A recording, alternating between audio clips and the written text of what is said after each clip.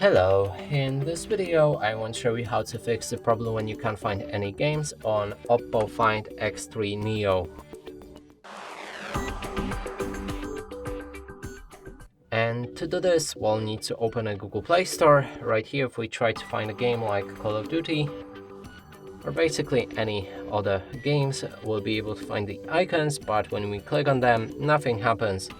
And to fix this, go back to the homepage of the Google Play Store and move to the settings, then enter Family, select Parental Controls, and here either disable Parental Controls with a switch or go for Apps and Games, insert the PIN code, click on OK, and increase PG to at least 16.